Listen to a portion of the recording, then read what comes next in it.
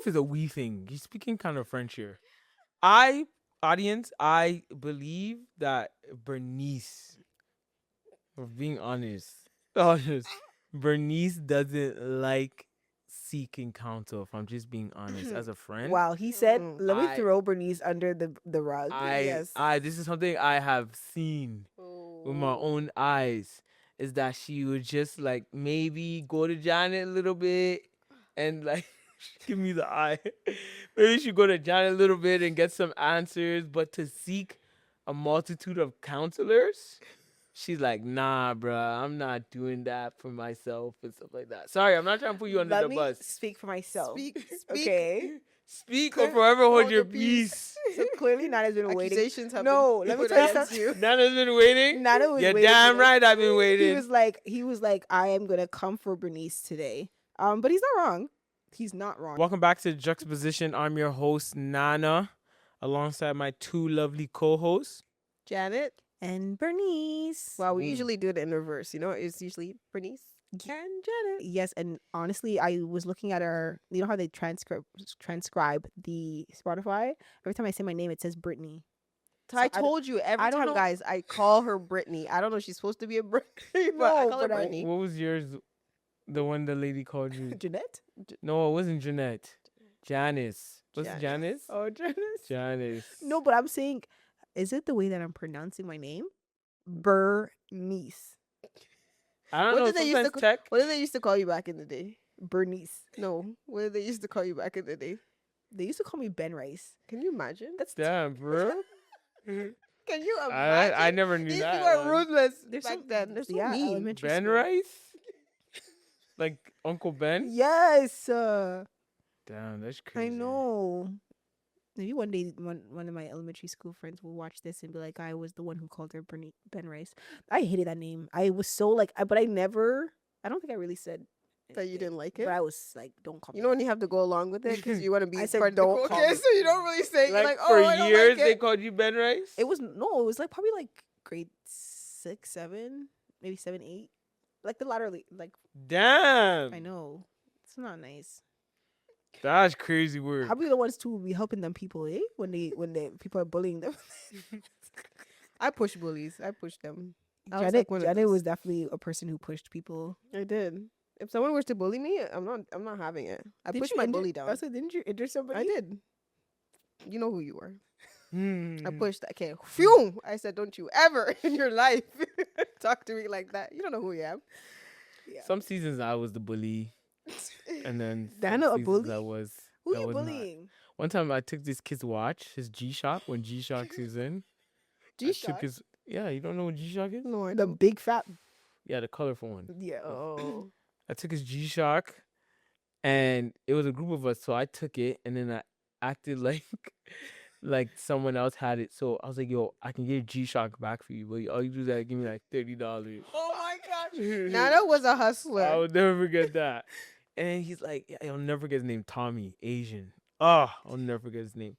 So then he's like, who has it? I'm like, I don't know. I can get it for you, $30. So then I go to school, and then he's like, all right, I have the $30. And then my teacher brings me out of the classroom. She's like, Eric, I know you have the one. Give it back to him. Give it back to him. And I couldn't say nothing, and I gave it back. I tried to extort him, bro. I was an extorter. I had some phases in my life. I didn't know that. I had some phases. Yeah. Hey, who taught you how to do that? When did you learn that? I just was trying to hustle. I need some money. $30 though? 30 bones. $30. I'll find it for you. And G-Shocks back then, what? G-Shock was like a Rolex. For kids? Yes, G-Shock back then was like, yeah, I took a Nintendo DS. But I don't know how I got it. Maybe it was a friend that just gave it to me. I just forever had it. Yeah, I was the type of guy, you give me something to borrow it, you probably won't give it back. Facts. Eric, where's that thing? I don't know. I don't know what you didn't give me. I give it back to you. That's what Nana would say. Well, I didn't know that. But yeah, that was a cool Childhood days. Yeah, back in the day. Now we're here.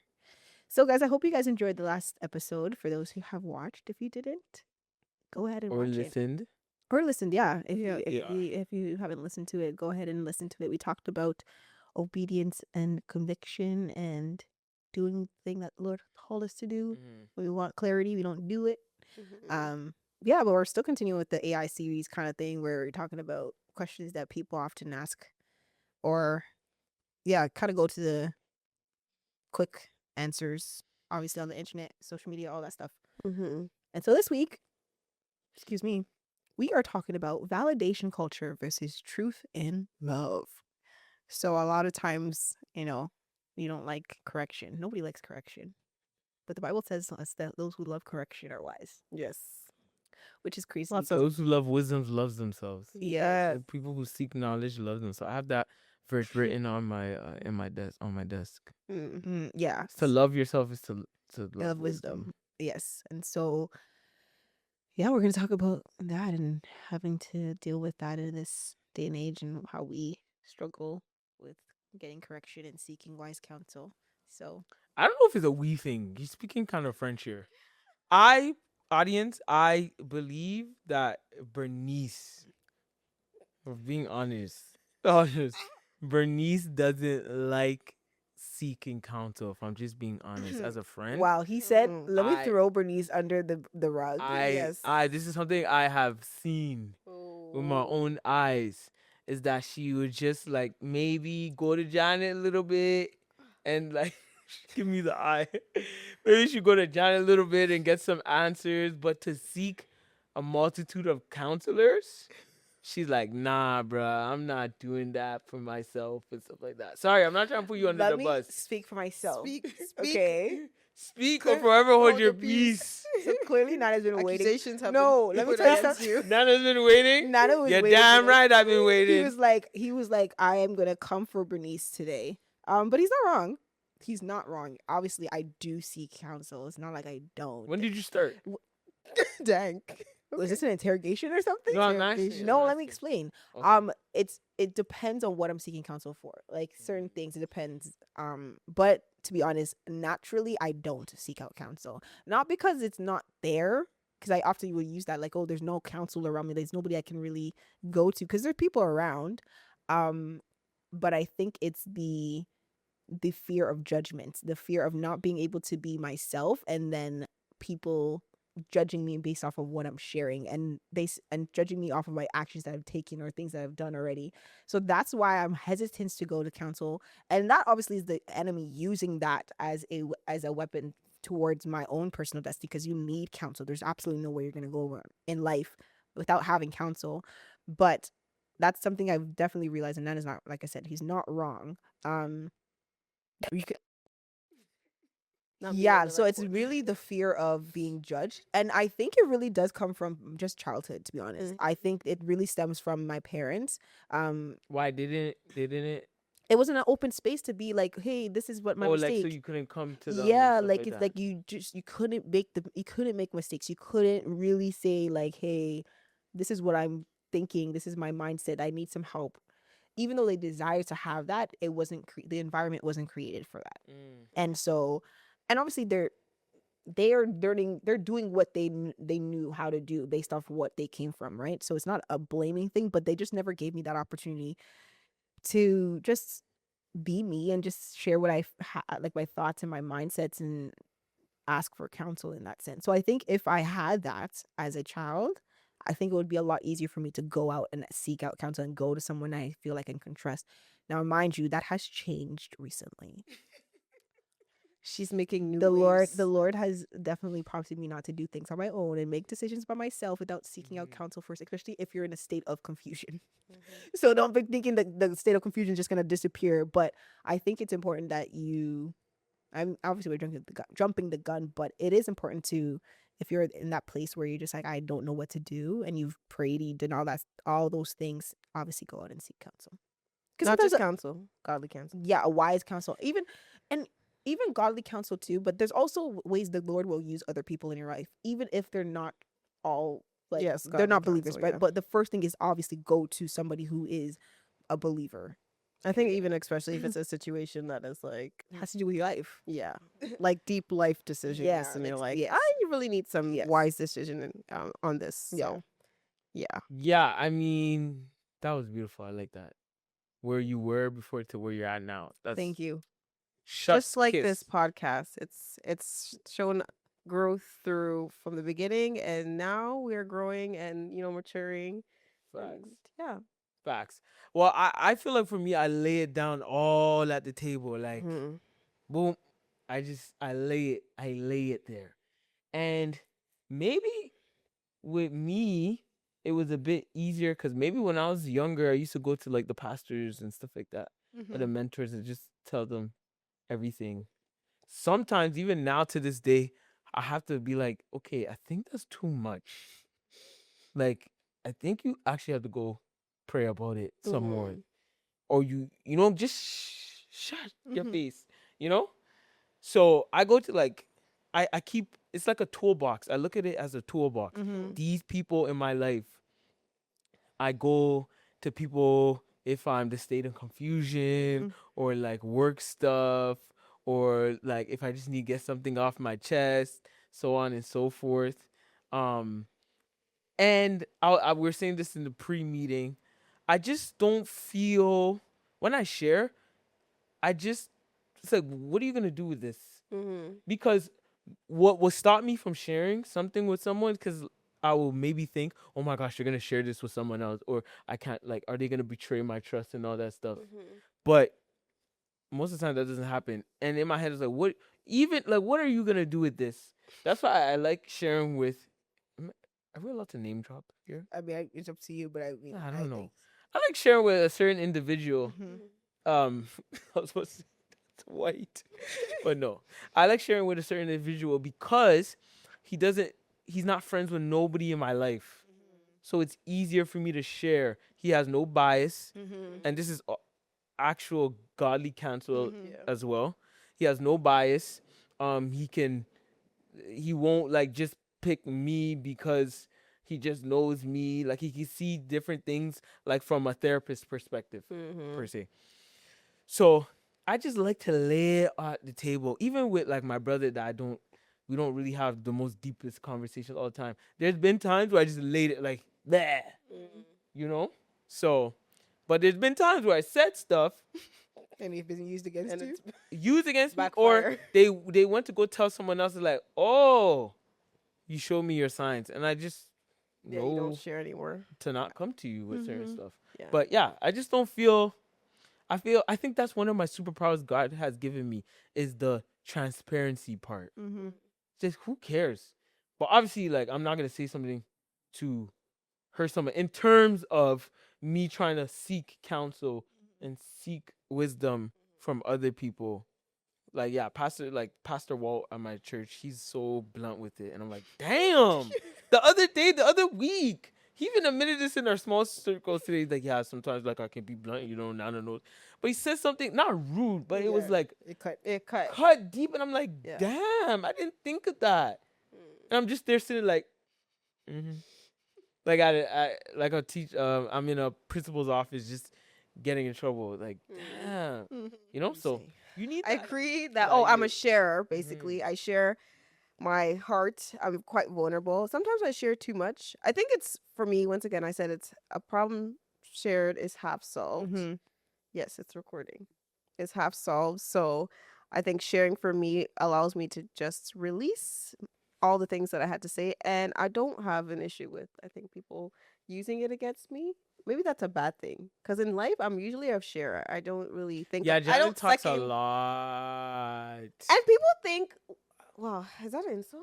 I was gonna No, say, yeah. say it. Tell the Okay. people. Anyways, I do share a lot, and I'm okay with that. Yeah, she's not I'm just okay this with that. quiet church mouse that Yeah, be people think thinking. I'm quite quiet. I Like, think just, anyways, yeah, I'm not quiet, guys. I share a lot, as Nana says, and I don't mind who I'm really sharing with, but I actually mind, kind of, I guess. I love to share with people who are in my circle and who actually have wise counsel and who have experienced some type of, Mm-hmm. situation or experienced something similar, that I'll have something to say that will be useful for me in my experience. So, and that has happened for me when I've been sharing. I've been able to get wise counsel that has been useful for me. The problem for me, though, is I will get wise counsel, but I may not listen to that wise counsel. Like, I like hearing people give me the wise counsel. then It you're not makes gonna me apply it. feel better. Mm-hmm. but I'm like, I might not even use it, or I'll think about it and I'm like, I don't know if I want to really like take that wisdom. And so that's what the part I struggle with the most. But sharing, use it against me. That's interesting. Whatever. That means me and Christiana are very similar then. Yeah. In terms of our Not sharing. Yeah, much. I don't know. I just find that like, and I don't want it to be like that. Like I genuinely want to be able to share and be open and not worry about. But it's definitely an insecurity of mine, not sharing, and because for me, correction is not the issue. Mm-hmm. Like I want people to correct me. I think that's important. I want to make sure that I'm doing the right thing, but it's the fear of the judgment of people not like accepting me as me. I Yeah. think once we acknowledge all of us have issues, I guess it makes it easier. like that's when it's a big step. In our small group today at church, before we eat breakfast, we're talking about the verse like cast your cares upon me, and how does it finish? Cast your cares upon me, and He will no, help cast your care upon the Lord, and He will, because He cares for you. He cares Oh, for you. because Yeah. yes. Yeah.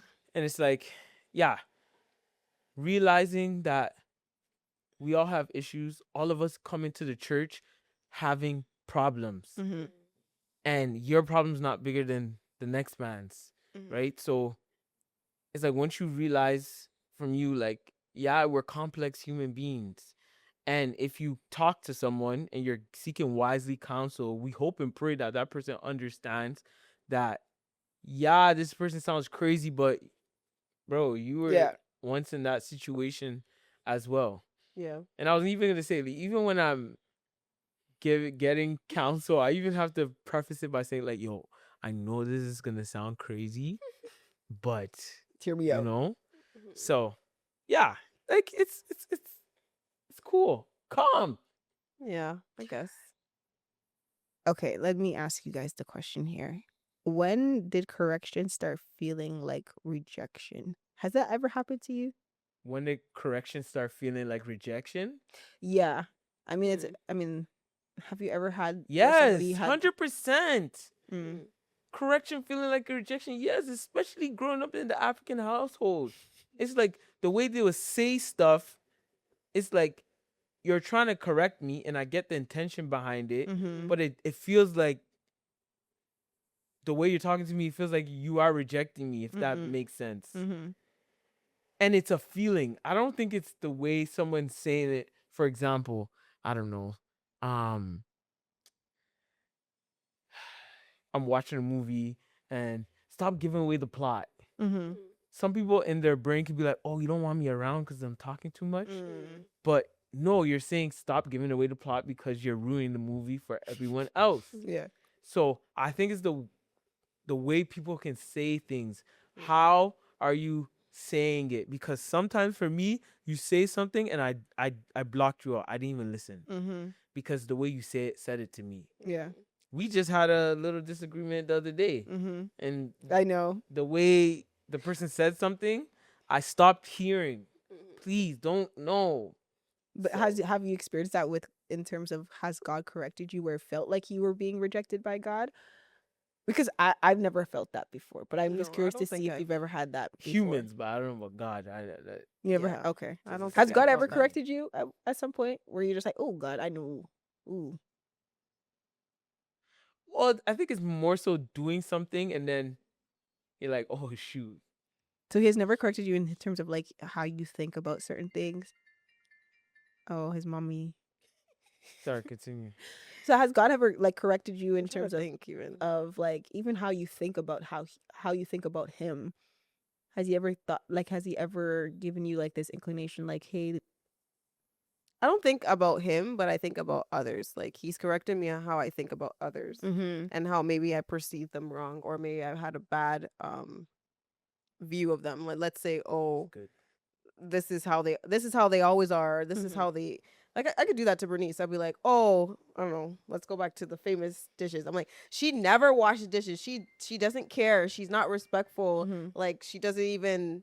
And we can all do that, right? Because some part of behavior we can put a notion in our head and then be like, they always do this. This is how they are. But then after, sometimes the Lord reminds me, say, oh, hey, why don't they do this way? Or maybe they process differently, or maybe why don't they, I don't know, whatever. But he gives me another way or perspective of thinking about the person or the situation, and then corrects me in that way. And then I can stand back and be like, oh, okay, look at it in this perspective. Or maybe they're going through something and I have to think deeper of, oh, why are they acting this way? But That's a not good one. per se like That's to a good him. one. But yeah. No, yeah, that's a good one. I was in a Bible study and some guy was sharing and how he was at work. He was saying how he was at work and how he was growing frustrated with people because the way they use a saw and the way they worked. Mm-hmm. And he had to step back and realize, no, I have a patience problem. I have a anger problem. I have so on and so forth. And that's just like a perfect way a lot of us experience God correcting us when we're projecting on someone else. But what did they say? One finger pointed at someone with three pointing back at you.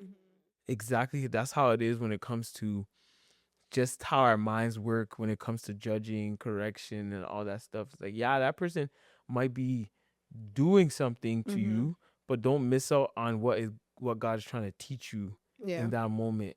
Yeah, that person's probably selfish with like their decision, but how can you react? How can you pray for this person? How can you maybe just not make it all about you? Yeah, I like that point. Yeah. I think when I think about correction, sometimes I think, as you said, it was just like it's pointing or shaking the finger at yourself and trying to be like, well, you have things that you need to deal with, but at the same time, it's like it's not about. Once again, it's not about you. It's not about them at that point. It's about you and how you can, fix what you need to do or look within yourself to be like, oh, what do I need to be corrected? Because a lot of people get defensive when you get corrected, or you feel like, as you said, it may not be a rejection, but it can also feel like, oh, I'm on the defense mode now because they're pointing their finger at me. And it can feel like that with, I guess, God sometimes, maybe, but not for me all the time. But I feel like it could feel like that. Yeah, I feel like when you start rejecting correction from God, then that's the problem. Like when you're not self-aware from it, that's when you crumble. That's when you see the kings and stuff like that fall in the Bible, because when they stop that awareness, when they start to go on their own strength, their own understanding, because of just our foolishness as human beings. So one of the verses that they have here is Proverbs 27 verse 5, and it talks about, I'm just going to read the commonly known version, and then I'm going to read another version. This one is in NKJV, and it says, open rebuke is better than love carefully concealed. But then in the CEV, it says, a truly good friend will openly correct you. How do you feel about correction that, and mind you, open doesn't mean publicly humiliating you. But some people find that they don't want to be corrected openly, in terms of like they rather you What do you mean openly? take like them privately and be like mind your business. Mind your business. Not Some like people in are front like of that. others. Like no, like openly in terms of like not so much in public. Like if it were going out and then something happens, I'm not gonna be like, Jada, why are you doing that? You need to change up. No, I mean like openly in Like terms of transparent. being transparent with you, rather than them allowing you to do something that's wrong and approve what you're doing and saying, well, in the back of the minds they know it's wrong, but they're like, well, you're my friend and I don't really want to, step on your toes, so I'm just gonna let you do what you want to do. No, I'm taking it to the floor. If what I'm saying to you is gonna break our relationship and our friendship, then it is what it is. I can't be a sucker and not say anything. Have you ever been in that position where you were The other day, someone told me something. I said, yo, what you're doing is wrong. And if so and so finds out, you're toast.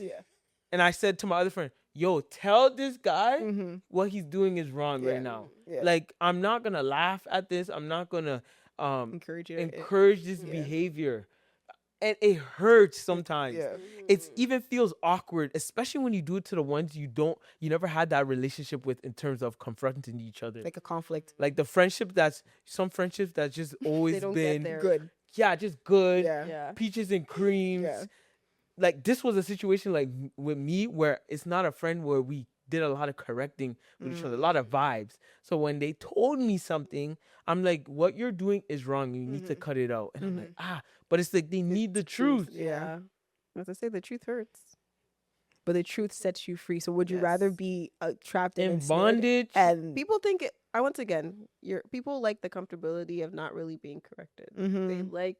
They rather say ignorance is bliss. If you don't tell me what's going on, I'm okay with that. But I feel like in friendships we need to correct one another, because how are we supposed to grow with one another? How are we supposed to push each other towards Christ? yeah. Like that is, at least with this friendship, that is, I've grown because of the correction that they've given me over the time. Those who don't get correction or are not corrected within their friendship, I question and I If side-eye them. if they Are you truly love, friends? if you If you haven't corrected and one if another? you're friends with somebody and they've never, not to say you have to be in conflict all the time, but you've never been in a position where you guys are not agreeing and there's something that somebody's trying to correct you about.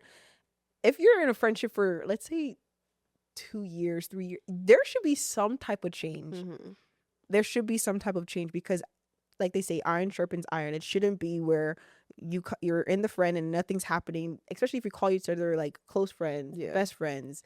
Like, this is somebody I grew up with, and you're still the same person doing the same foolishness or doing the same things that's wrong.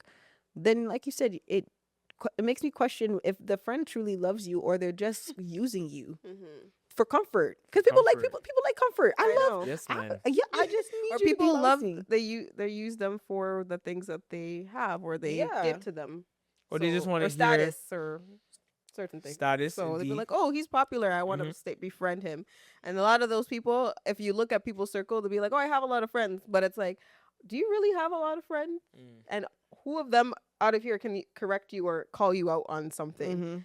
I don't know. Those friends are going to decrease quickly, because I'm sure not a lot of people have those people who can tell them about themselves and not get angry or be defensive about it. So And there's a loving way to do it as well.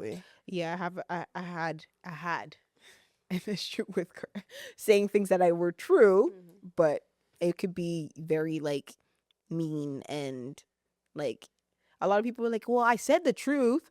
No. I mean, it doesn't matter if you said the truth. At the end of the day, they didn't even hear what you said. They just heard the tone. They heard like it didn't come with love. It came with pride. Yeah. And so when that comes, whenever you say something that is filled with pride, nobody's hearing you at the end of the day. Yep. They don't listen to you anymore. And I think about it in the workplace too. I think sometimes as someone who may do well in the field, where whatever field you're working in, you can be like, "Oh, well, I know how to do this job," because sometimes I can get in that mindset where I'm like, "Well, you know what you need to do. You just need to do it." But you forget that even if you know what to do, you should still help the other person become better. Yeah. Because at the end of the day, it's an organization that you want to make sure that they're doing their best, right? And so, yeah, I think sometimes I could say things without having the backing of love and pretend that it's coming from love, but it's really not. It's just filled with pride. And so it is humble you when the Lord comes in and reminds you, like, you shouldn't have spoken like that, or you shouldn't have said it like that. And sometimes he tells you to apologize, and that's when you obey or you don't. Depends on where your pride level is. Because if you really truly were obedient, you would apologize.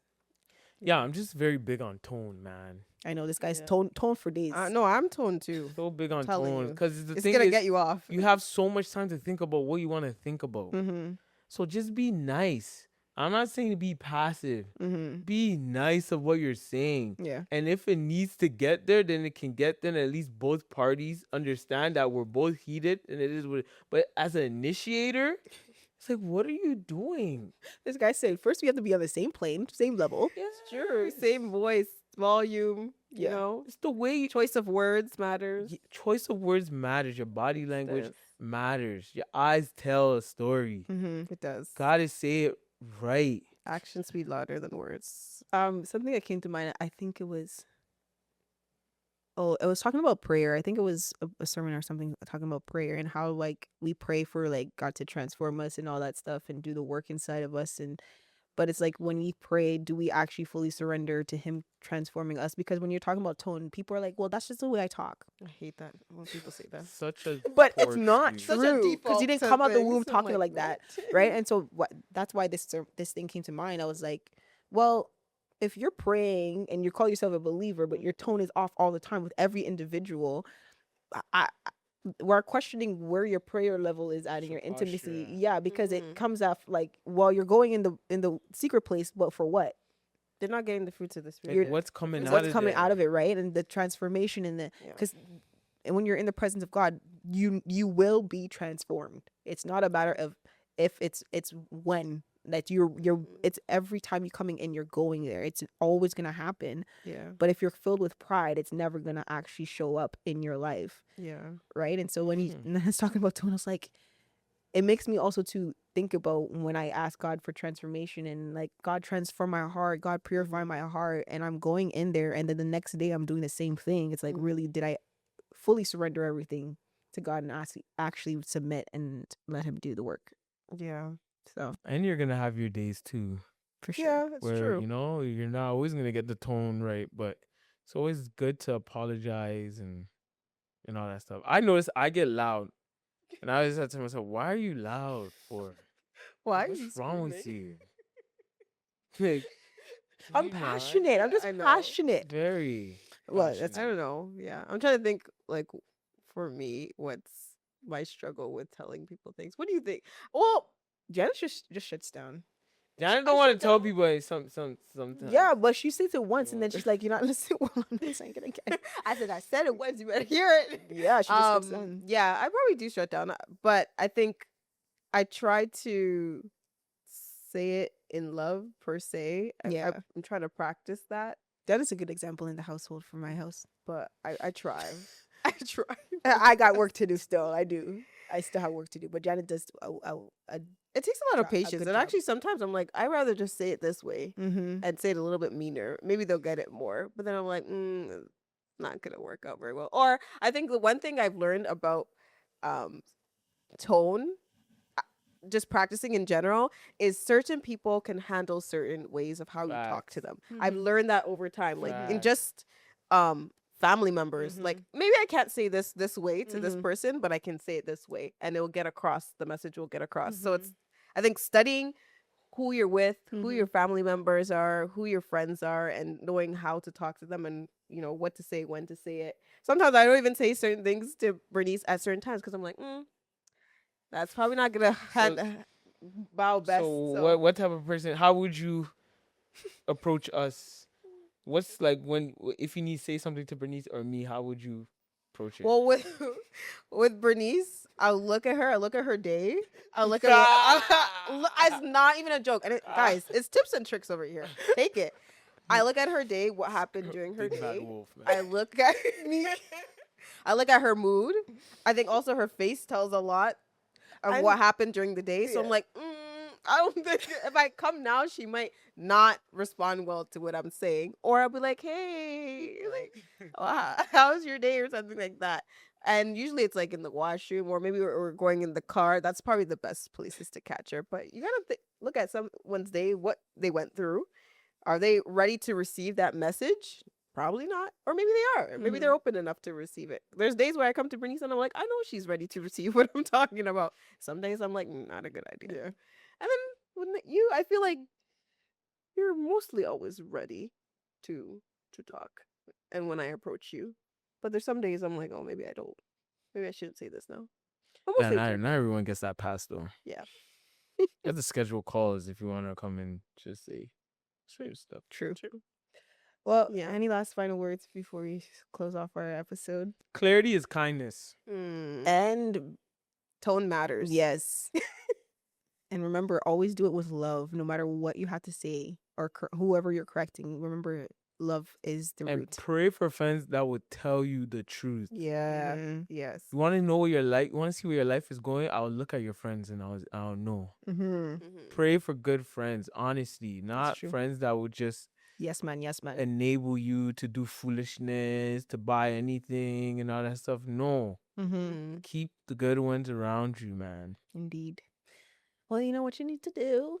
Yes. You know what you need to do. Go ahead and like, Mhm. comment, and subscribe. For those who have made it once again all the way to the end, God bless y'all. God bless y'all, man. Y'all, real ones. We Announcements appreciate y'all. coming soon. Yes, it will be. So you got to make sure you watch these episodes Put in your notifications or listen to them. please. Yeah. So we thank you guys for tuning in. Make sure you like, comment, subscribe, listen, follow us on all social media platforms. We are there. We're trying to be more active by God's grace. Anyways, we're signing out. Bye. Bye. Peace.